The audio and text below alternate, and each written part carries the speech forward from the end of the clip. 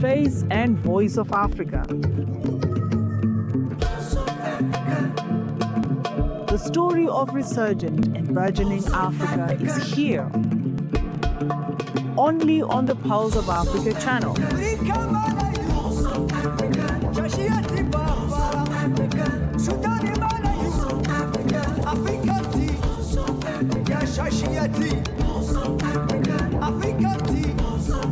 Pulse of Africa, the face and voice of Africa.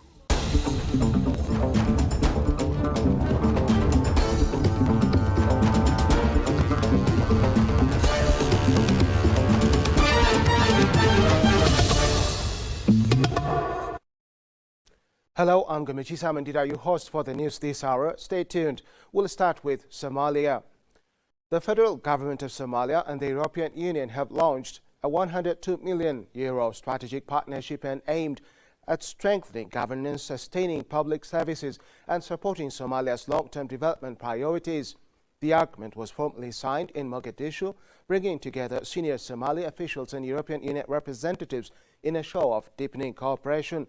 The funding will be provided as direct budget support, allowing the Somali government greater flexibility to finance essential state functions.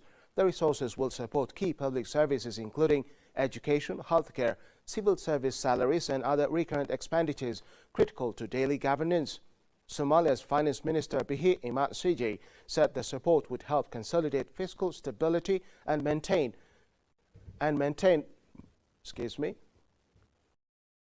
Sije said the support would help consolidate fiscal stability and maintain momentum in public finance reforms, describing the European Union's continued backing vital for effective service delivery and planning.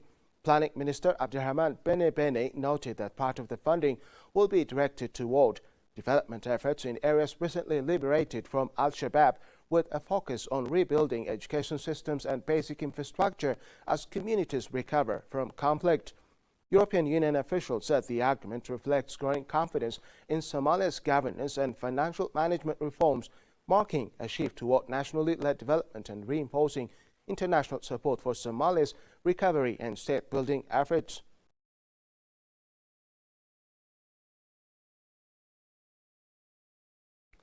Botswana's veterinary authorities have confirmed an outbreak of foot and mouth disease (FMD) in the northeastern part of the country near Zimbabwean border. The disease was first detected at Jakala Swamp Village. Acting Director of Veterinary Services Kabedi Segel stated the laboratory tests on samples from affected animals confirmed the presence of FMD. While the exact number of affected cattle is still being determined, authorities have intensified surveillance to assess the outbreak's scale. Following initial suspected cases reported earlier in the week, the government imposed strict livestock movement restrictions and immediately began completing containing measures. These include quarantine enforcement, enhanced monitoring in and around affected areas, and farmer education campaigns to prevent further spread. Officials emphasized the importance of swift reporting and adherence to veterinary guidelines to protect Botswana's cattle industry and regional trade.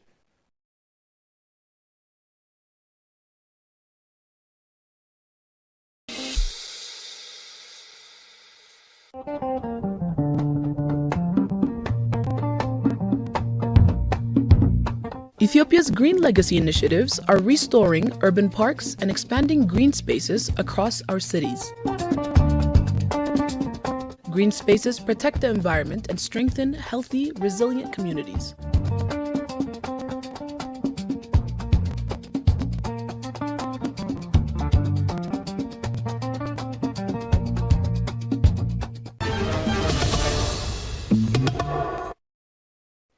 African leaders are prominently participating in the World Government Summit WGS 2026, held from February 3 to 5 under the theme Shaping Future Governments. The summit, the largest in its history, brings together heads of state, ministers and policy innovators to discuss governance, economic transformation, climate action and technological change. Ghana's President John Mahama, Sierra Leone's President Julius Maada Bio, Seychelles President Patrick Hermine, and Eswatini's Prime Minister Russell Dlamini are among the African leaders attending. They are expected to contribute to discussions on governance reforms, digital economies, sustainable development, and Africa's role in global policy. The summit provides a platform for African countries to share governance innovations, attract investment, and highlight priorities such as climate adaptation, renewable energy, economic integration under the African Continental Free Trade Area, and digital transformation. African delegates aim to ensure the continent's voice is central to shaping the future of global governance.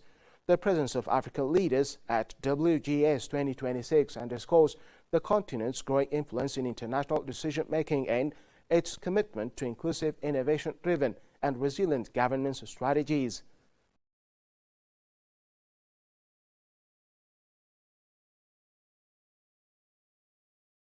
The Dangote Group has entered into a strategic cooperation agreement with CNG Construction Machinery Company Limited, a leading Chinese manufacturer of construction and mining equipment.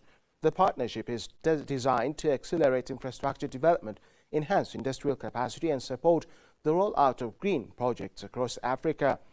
Under the agreement, both parties will collaborate on the deployment of advanced construction machinery, technical expertise, and sustainable project solutions to drive large-scale infrastructure initiatives in multiple African countries.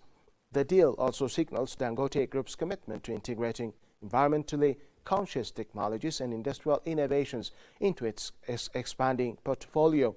Industry analysts note that the partnership could strengthen Africa's industrial ecosystem while facilitating faster, more efficient delivery of critical infrastructure projects ranging from roads and bridges to renewable energy installations. The collaboration is expected to create jobs, improve local technical skills, and contribute to broader economic development on the continent. Representatives from Dangote Group and CNG have stated that the agreement will serve as long-term framework for joint investments, technology transfer, and capacity-building initiatives, aligning with Africa's ambitions for sustainable industrial growth.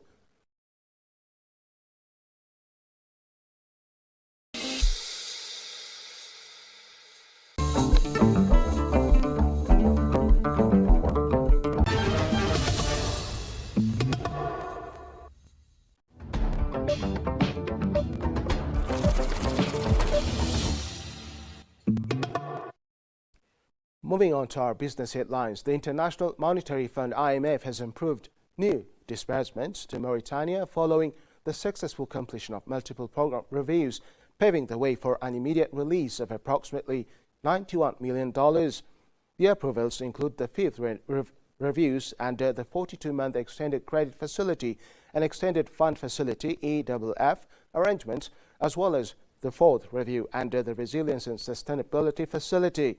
The disbursement, equivalent to $65.88 million, special drawing rights comprises special drawing rights $6.44 million under the Extended Credit Facility and special drawing rights $59.4 million under the Resilience and Sustainability Facility.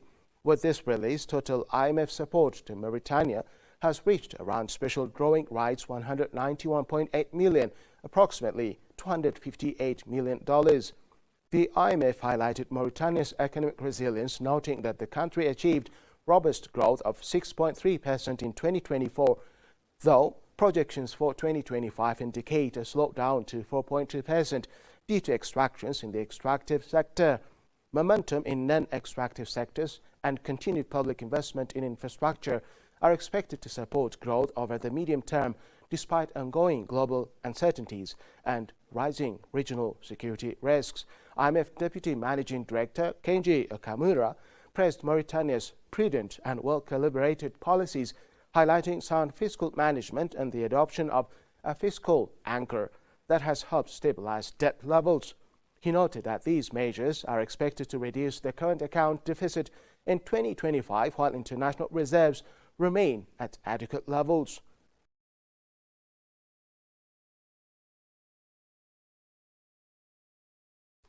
The executive chairman of Innocent Group, Innocent Chikuma, has confirmed that Innocent Vehicle Manufacturing (IVAM) is close to completing its new factory dedicated to compressed natural gas, CNG trucks and electric vehicles.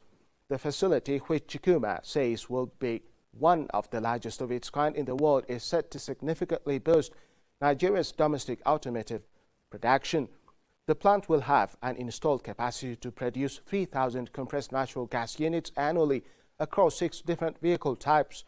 According to Chikuma, the factory will be equipped with state-of-the-art machinery designed to meet international standards and enhance the competitiveness of locally manufactured vehicles in Africa and beyond. In 2026 alone, the company plans to employ about 2,000 additional workers, demonstrating its role as one of Africa's largest employers. Chikuma emphasized that the expansion is part of a broader effort to strengthen local manufacturing, create sustainable jobs, and support industrial growth on the continent.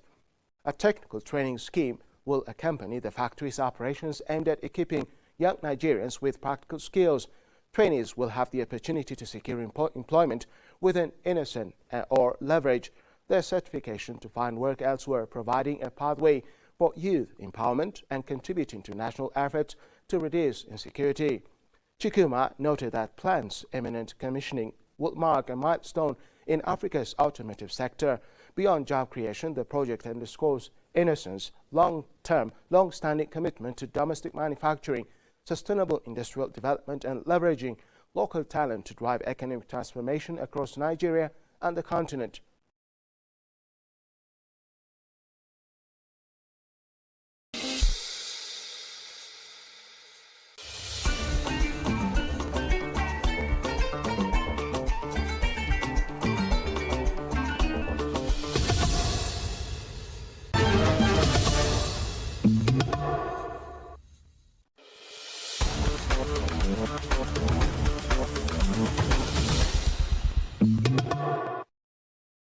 Now to sports. The Confederation of African Football (CAF) has unveiled its 2026 competition schedule, promising a non-stop year for African football. Club, international, youth and Olympic competitions are tightly packed, leaving little downtime for players and teams. CAF clubs finals kick off in May, with the Confederation Cup on May 9 and 16 and the Champions League on May 15 and 24. Group stage matches run from January 31 to February 7. On the international front, World Cup qualifiers start March 23 to 31, while AFCON 2027 qualifiers stretch from September to November. The CAF Super Cup will close the club season on October 31st. Youth and Olympic tournaments overlap with the club and national fixtures, including Under-17 World Cup qualifiers in April to May and Olympic qualifiers in September, October and November.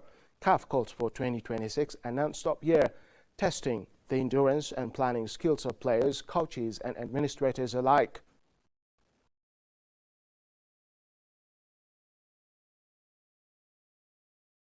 Now let's take a look at the weather forecast across Africa.